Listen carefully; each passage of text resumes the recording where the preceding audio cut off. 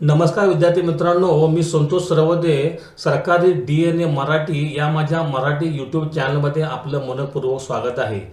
तर विद्यार्थी मित्रांनो, ITI साठी 21 मे पासून रजिस्ट्रेशन ओपन झाले आहेत आणि आपणास 30 मे पर्यंत नोंदणी करता येणार आहे. तर आपण आज या व्हिडिओमध्ये बघायचं आहे की आपण ITI साठी नोंदणी कशी करायची, फॉर्म कसा भरायचा आणि रजिस्ट्रेशन कसे करायचे. तर चला विद्यार्थी मित्रांनो, आपण व्हिडिओला सुरुवात करूया. व्हिडिओ पूर्ण बघा तरच आपणास व्हिडिओ कळून जाईल. इथे गुगल ओपन करा आणि इथे सर्च करा ITI ॲडमिशन 2026 वरती क्लिक करायचं आहे. ITI admission.dvet.gov.in ही पहिली वेबसाईट येईल. येथे आपण क्लिक करायचं आहे. येथे आपण क्लिक केल्यानंतर इथे आपण बघू शकत आहात की इथे उजव्या बाजूस न्यू कॅन्डिडेट रजिस्ट्रेशनचं ऑप्शन आहे. यावर आपण क्लिक करायचं आहे. क्लिक केल्यानंतर इथे त्यांनी पहिला प्रश्न विचारला आहे की तुम्ही कधी अगोदर रजिस्ट्रेशन केलं आहे का 2017 ते 2025च्या काळामध्ये. तर मी ते अगोदर केलं नसल्यामुळे मी तर नो म्हणतो. परत ते म्हणतायत have you registered for MS BS VET admission previously. तुम्ही अगोदर कधी रजिस्ट्रेशन केलं होतं का आता थोड्या महिन्यामध्ये वगैरे, प्रिव्हियस म्हणजे अगोदर. इथं मी नो म्हणतो.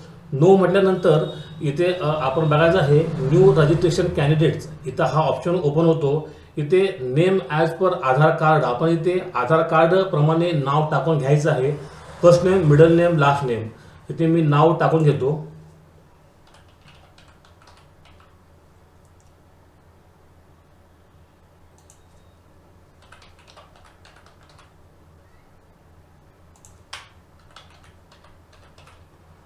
इथं आपले पूर्ण नाव टाकून घ्यायचे आहे. जेंडर सिलेक्ट करायचं आहे. इथे डेट ऑफ बर्थ सिलेक्ट करायचे आहे. इथे मी डेट ऑफ बर्थ सिलेक्ट करून घेतो.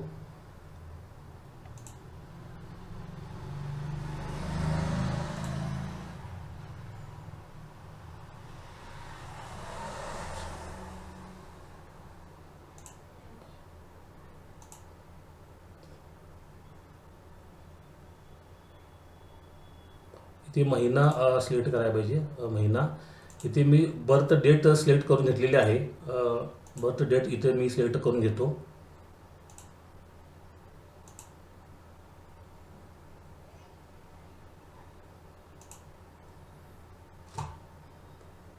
इथे मी जन्मतारीख सिलेक्ट करून घेतलेली आहे.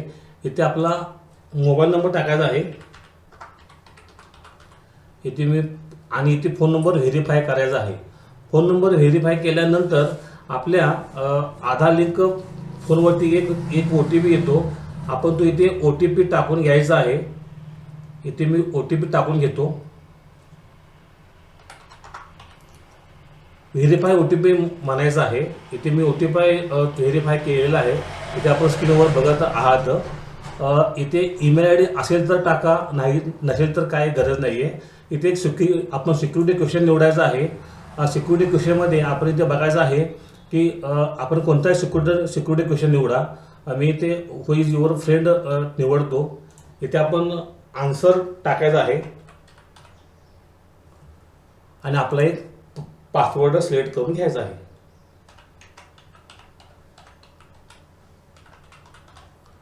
मी ते पासवर्ड सिलेक्ट करून घेतो.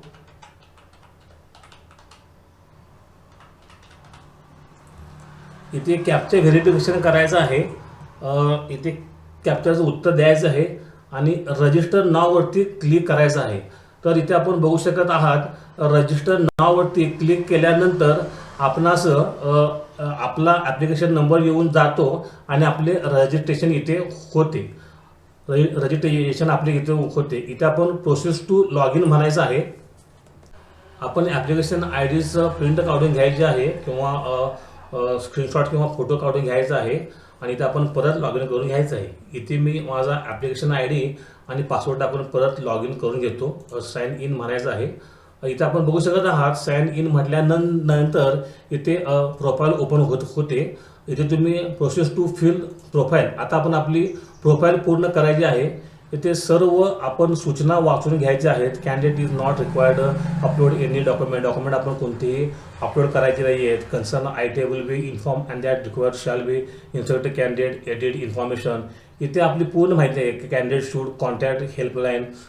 इथे म्हणजे आपण कोणतेही डॉक्युमेंट अपलोड करायचे नाही आहेत आणि आपणास काही अडचण आली तर आपण यांना संपर्क करायचा आहे, अशी इथे पूर्ण माहिती आलेली आहे.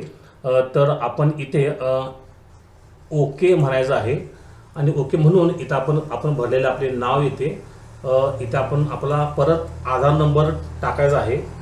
आधार नंबर मी इथे टाकून घेतो.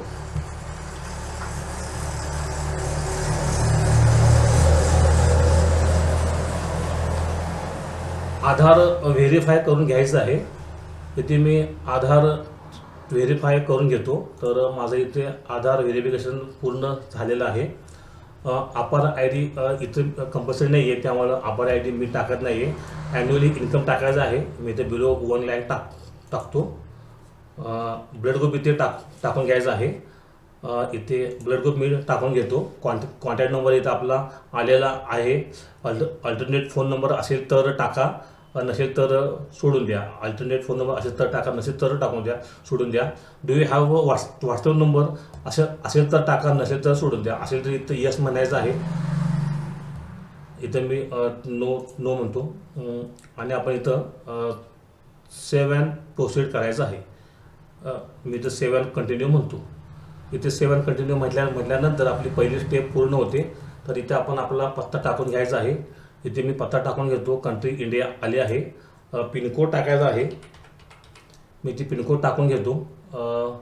पिनकोड टाकून घेतल्यानंतर स्टेट महाराष्ट्र येते, जिल्हा वगैरे येतं आणि आपल्या गावाचं नाव वगैरे येतं. Is permanent address same as the correspondence address. जर आपला राहता ॲड्रेस आणखी आपला पत्त्याचा ॲड्रेस सेम असेल तर तुम्ही यस सेम असं म्हणायचं आहे आणि इथे सेव्ह अँड कंटिन्यू करायचं आहे. सेव्ह अँड कंटिन्यू केल्यानंतर आपल्या इथं नाव आणि पूर्ण पत्त्यावर आपल्याला दिसून जाईल. आपण इथं यस सबमिट असं म्हणायचं आहे. परत इथे आपण पेरेंट गार्डियन डिटेल द्यायचं आहे. आर यू ऑर्फॅन, आपण अपंग आहात का, इथं नो म्हणायचं आहे. नो म्हटल्यानंतर सॉरी ऑर्फॅन म्हणजे आपणास हे इथं आपण नो म्हणायचं आहे. परत इथं फादर वडिलांचे पूर्ण नाव टाकायचं आहे. वडिलांची डिटेल माहिती भरायची आहे.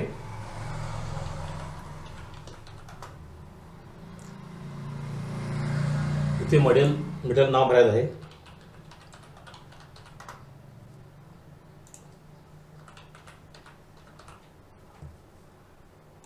ऑक्युपेशन निवडायचं आहे. तुम्ही काय करतात ते, वडील काय करतात ते. ॲन्युअल इन्कम निवडायचं आहे. इथे तुमचा डोमिसाईल स्टेट निवडायचा आहे. स्टेट निवडायचं आहे. डोमिसाईल डिस्ट्रिक्ट निवडायचं आहे. इथे मी डोमिसाईल डिस्ट्रिक्ट निवडून घेतो. परत इथे आपणास आईचे नाव टाकायचं आहे.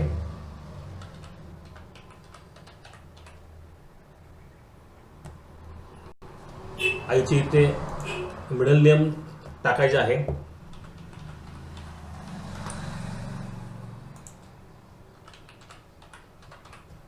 आणि आडनाव टाकायचं आहे. ऑक्युपेशन काय, तर ऑक्युपेशन इथं आपण नॉट एम्प्लॉयड म्हणायचं आहे, कारण आई घरीच असते त्यामुळं. डोमिसाइल्ड तर आपण इथे महाराष्ट्र म्हणायचं आहे, कारण मी महाराष्ट्राचा आपण रहिवासी आहोत. ॲन्युअल इन्कम इथे नो इन्कम आलं आहे आणि आपला जिल्हा निवडायचा आहे. डोमिसाइल्ड जिल्हा त्यांना पाहिजे. जिल्हा मी इथे निवडतो. इथे परत आपण सेव्ह अँड कंटिन्यू म्हणायचं आहे. सेव्ह अँड कंटिन्यू म्हटल्यानंतर इथं आपण बघू शकत आहात की नॅशनॅलिटी डोमिसाइलचा इथं ऑप्शन येतो. कॅटेगरी डिटेल आपण भरायचं आहे. आपण इंडियन आहात, आर यू महाराष्ट्र डोमिसाइल, आपण इथं यस म्हणायचं आहे. कॅटेगरी डिटेल आपल्याला इथं घालायचं आहे. आपला रिलिजन आपण निवडायचं आहे. मदर टंग आपण इथं टाकायचे आहे.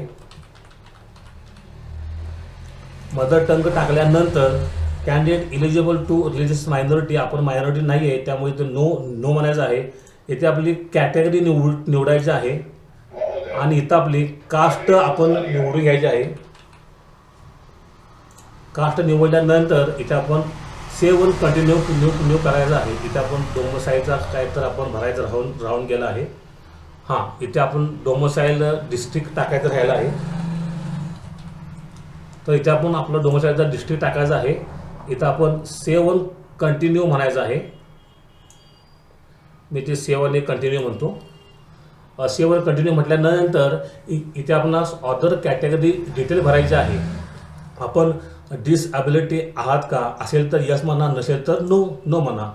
इथं नो मी म्हणतो. डिफेन्स आपण असेल तर यस म्हणा, नसेल तर नो म्हणा. स्पोर्टमध्ये आपण काही आपले हे आहे का, भाग वगैरे घेतला का असेल तर यस म्हणा, नसेल तर नो म्हणा. स्पोर्टमध्ये आपण काही भाग घेतला आहे का असेल तर नो म्हणा, नसेल तर नाही म्हणा. ब्लस्टर स्कूल, इथे ब्लस्टर स्कूल म्हणजे इथे ब्लस्टर स्कूल हा ऑप्शन बऱ्याच जणांना कळत नाही आहे. तर आपण काय करायचं आहे, इथे आपण बघायचं आहे की ब्लस्टर स्कूल म्हणजे did you pass the SSC from government approved school. हा ऑप्शन बऱ्याच जणांना कळत नाही आहे. तर आपण इथे यस करून बघायचं आहे. यस करून बघितलं तर इथे ब्लस्टर स्कूलचे सर्टिफिकेट मागते. इथं आपण नो म्हणायचं आहे. मी नो म्हणतो. हॅव यू पास्ड इंटरमिजिएट परीक्षा ड्रॉइंग एक्झाम नाही आहे, नो म्हणतो. आणि इथं आपण सेव्ह ऑन कंटिन्यू म्हणायचं आहे. सेव्ह ऑन कंटिन्यू म्हटल्यानंतर इथे आपण असं टेन्थ डिटेल विचारते. तर आपले 10वीचे बोर्ड कोणते होते, इथे आपण 10वीचे बोर्ड टाकायचे आहे. 10वीचे आपण बोर्ड इथं आपण टाकून घ्यायचं आहे. इथे आपण बघत आहात आणि इथे आपण आपला रोल नंबर टाकायचा आहे. इथे मी माझा रोल नंबर टाकून घेतो, जो काय असेल तो.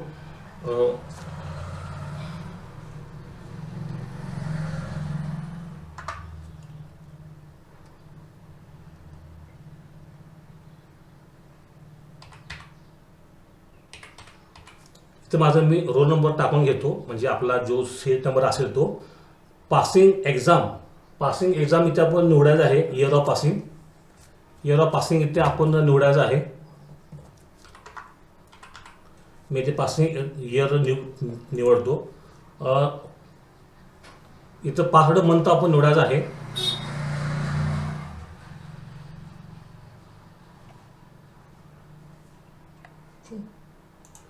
इथे मी पासिंग मंथ निवडतो आणि आपला इथं स्टेट आपण निवडायचं आहे. जिल्हा आपण इथे निवडून घ्यायचा आहे.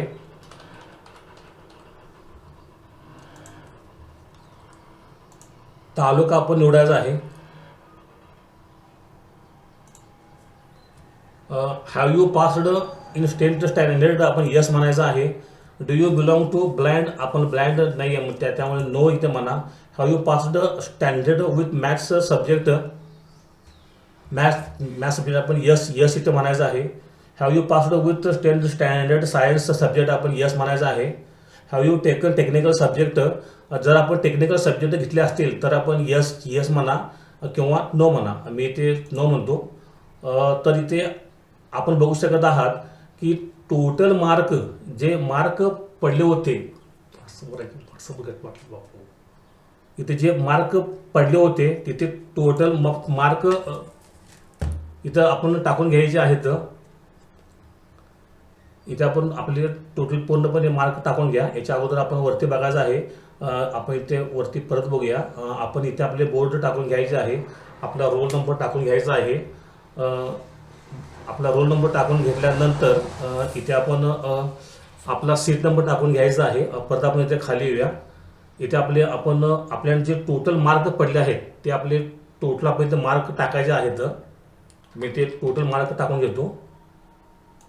इथे कितीपैकी मार्क पडले हे आपण टाकायचं आहे. इथे बघू शकत आहात आपण इथं आपले पडलेले मार्कांनी हे आपोआप येते. सब्जेक्ट तर मॅथमॅटिक्समध्ये किती मार्क पडले होते ते इथं आपण टाकून घ्यायचं आहे. तर मॅथमॅटिक्समध्ये मी इथे पडलेले मार्क टाकतो. कितीपैकी पडले होते ते पण इथं आपण टाकायचं आहे. सायन्समध्ये किती मार्क पडले होते ते आपण इथं टाकायचं आहे आणि कितीपैकी होते ते पण टाकायचं आहे. तर इथे आपण बघू शकत आहात, कारण यावर आपली मेरिट लिस्ट तयार होते. त्यामुळे हा ऑप्शन व्यवस्थित भरा. इथे आपण 12वी detail have you passed 10th standard, इथे जर आपण यस म्हणाल तर इथे बाकीची माहिती विचारते, नो म्हटला तर बाकीची माहिती विचारत नाही, बरोबर.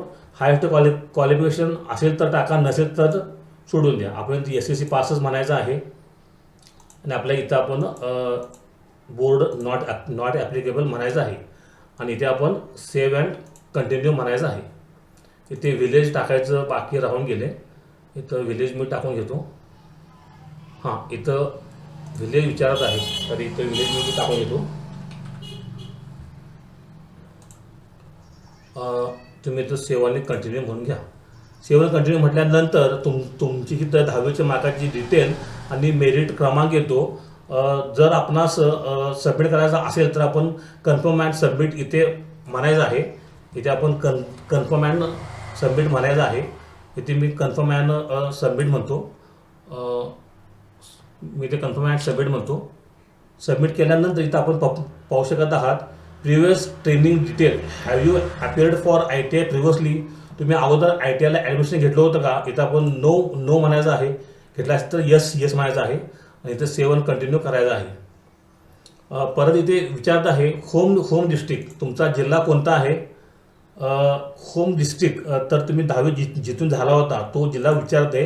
तर इथे माझा सांगली जिल्हा आणि आपण कॅन्डिडेट टाईप A आहे, त्यामुळे इथं आपण ते टाकून सेव्ह अँड कंटिन्यू म्हणायचं आहे. सेव्ह अँड कंटिन्यू म्हटल्यानंतर इथे आपण बघू शकत आहात आपला फॉर्म पूर्णपणे भरून पूर्ण झाला आहे. इथे आपली प्रोफाईल समरी दिसते, पर्सनल डिटेल दिसून जाईल, ॲड्रेस डिटेल दिसून जाईल, पेरेंट डिटेल आपल्याला दिसून जाईल, कॅटेगरी डिटेल दिसून जाईल, अदर कॅटेगरी डिटेल दिसून जाईल, क्वालिफिकेशन डिटेल दिसून जाईल आणि हा पण फॉर्म सगळा चेक करायचा आहे. इथे आपणास एडिट करण्याचा पण ऑप्शन आहे.